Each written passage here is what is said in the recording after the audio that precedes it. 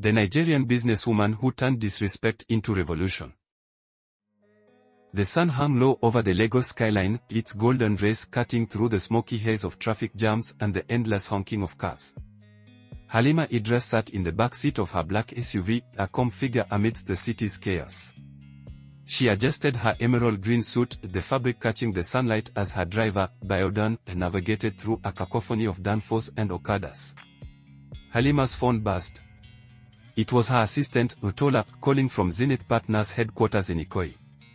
"Madam, I've emailed you the final slides for today's presentation," Utola said breathlessly. "Should I print a few copies in case they ask for hard copies?" "Yes, Utola," Halima replied, her tone steady. "And include the updated case studies. I'll need everything prepared when I get back." Boardroom swerved to avoid a pothole, muttering curses under his breath. Halima sighed and glanced at her watch. 9:47 a.m. She was due at Apex Solutions in just over an hour. "We'll take the route through Onairu," Halima said calmly. "Yes, madam," Boardroom replied, expertly cutting through a back street. As they neared Victoria Island, Halima's phone buzzed again, this time with a text from Amina Gambo, her closest confidant and mentor. "Today is big. Keep your head high, girl.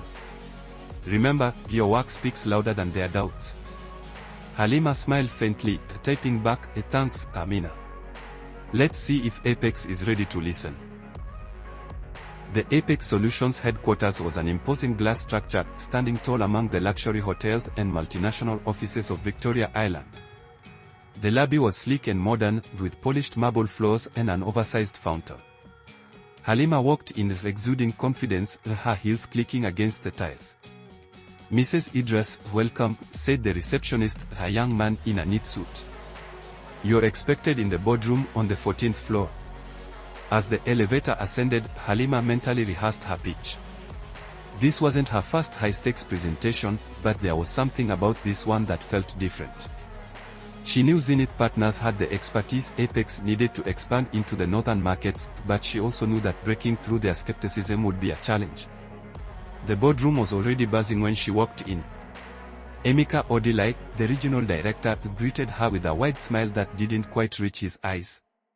His booming laugh filled the room as he introduced her to the other executives, Uchenna Nwosu, the sharp and analytical deputy director, Chijioke Onya, the head of operations, and two other mid-level managers whose names Halima didn't quite catch. "Mrs. Idris," Emeka said, gesturing to a seat at the long table. "Please join us. We've been looking forward to this." Halima noticed the way the men exchanged glances. She could feel the subtle weight of their doubts, but she kept her composure. "Thank you for having me," she said, taking her seat and placing her presentation folder neatly on the table. The meeting began with pleasantries before Halima launched into her presentation. Her voice was steady as she outlined Zenith Partners' track record of navigating complex regulatory challenges and fostering community relationships in northern Nigeria. But barely 10 minutes in, the interruptions began. "Interesting point," Chijioke said, cutting her off mid-sentence. "But don't you think such strategies might not work in areas with, let's say, more conservative communities?" Halima paused, her expression calm. "On the contrary," she replied, "our team has implemented similar strategies with great success in other regions. If I may direct you to page 6 of the handout." Emeka leaned back in his chair, his smile thin. "Mrs. Idris, forgive me, but businesses in those areas require a firmer hand. Do you think your team has the capacity for that?" Halima's lips tightened slightly. She caught Uchenna's eyes across the table and noticed a flicker of discomfort in her expression. "We've handled projects of similar scale and complexity," Halima replied, maintaining her poise. Emeka raised a hand, cutting her off again. "Let's move on," he said, his tone dismissive. Halima felt the heat rising in her chest, but she forced herself to remain composed. She continued her presentation, navigating the interruptions and dismissive comments with professionalism, but she couldn't ignore the underlying tone of condescension. By the time the meeting ended, Halima felt both drained and furious. She stepped into the lobby, pulling out her phone and dialing Amina. In Abuja, Amina sat in her sunlit office sipping a steaming cup of zobo. She answered on the first ring. "How was it?" Amina asked. "Infuriating," Halima said, her voice tight. "They questioned everything, my competence, my strategies, my team's ability to deliver. And Emeka," she sighed. "He dismissed me as if I didn't know what I was talking about." "Typical," Amina said, her tone sharp. "They think their doubts are justified because we are women. But you can't let them get to you." "I'm not giving up," Halima said firmly. "I just need to find a way to show them that Zenith Partners is indispensable."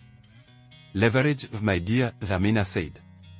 "Find their weak spot and make them see your value." Halima smiled faintly. "Thanks, Amina. I'll figure it out." Over the next week, Halima worked tirelessly. She discovered that Apex Solutions was entangled in a long-standing land dispute in Kaduna, a critical region for their expansion plans. Using her network, she reached out to influential community leaders and negotiated a resolution to the dispute. When she requested another meeting with Apex, she came prepared not just with facts but with leverage. The boardroom was silent as Halima presented her update. "I'm pleased to inform you that Zenith Partners has successfully negotiated a resolution to the Kaduna land dispute," she said, her tone calm but firm. Emeka blinked. You resolved it?" "Yes," Halima replied. "We've secured agreements from all stakeholders. Apex is now free to proceed with its operations in the region." The room was stunned. Even Uchenna seemed impressed, a faint smile tugging at her lips. Emeka cleared his throat.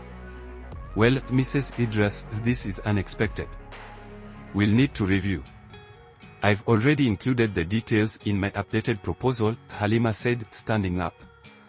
"I trust you'll make the right decision." As she left the room, she felt a surge of pride. She had turned their doubts into an undeniable advantage. Weeks later, Halima received an email confirming that Zenith Partners had been awarded the contract. She forwarded it to Amina with a single note. "The revolution begins."